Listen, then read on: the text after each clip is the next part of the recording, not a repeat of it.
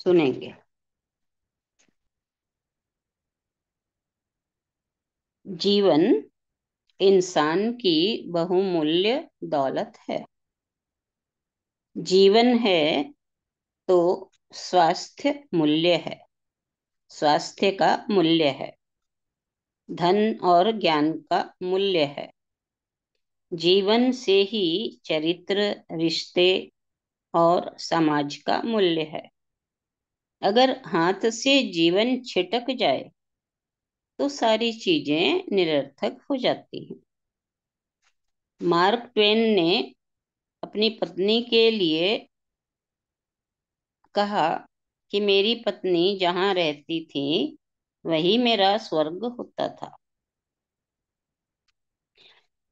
तो कहने का भाव कि पत्नी ने कोई स्वर्ग नहीं बनाया था, बल्कि उसका प्रेम, परिवार के लिए त्याग, सौहार्द ही स्वर्ग का निर्माण था। जिस परिवार में प्रेम हो, आनंद हो, त्याग की भावना हो, वहाँ सदा स्वर्ग ही रहता है। एक पादरी जी जो प्रोफेसर भी थे, बच्चों को बाइबिल पढ़ा रहे थे। उन्होंने अपने विद्यार्थियों से कहा, जब जब मैं बाइबिल पढूं और उसमें जहां जहां स्वर्ग का उल्लेख आए, प्रभु का उल्लेख आए, तब तब तुम खूब मुस्कुराना और कहना, यही है सत्य, हम इसे ही पाना चाहते हैं, धन्य है ये। छात्र ये सुनकर प्रसन्न हुए, परंतु पूछा, सर, ये तो ठीक है, लेकिन जब नरक का उल्लेख आए तब हम क्या करें? पादरी ने कहा,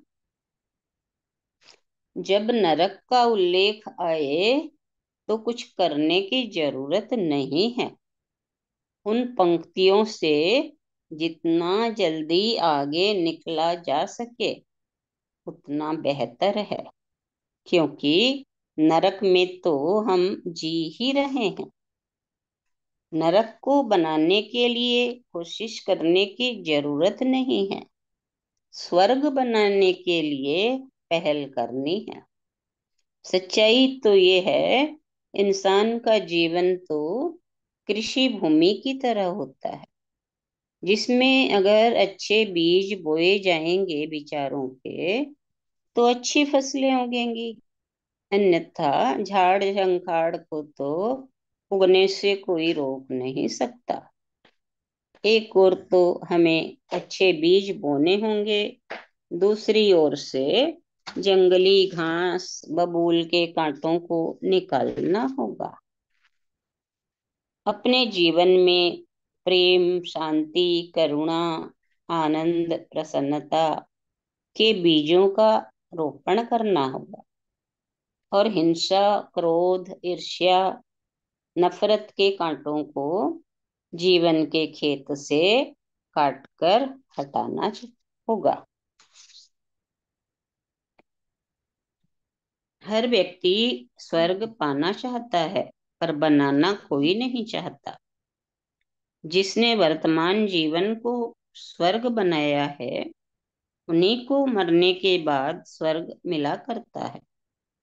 अगर लड़ते लड़ते स्वार्थ में अंधे होकर जीते हैं तो जान लीजिए कि नरक में जी रहे हो।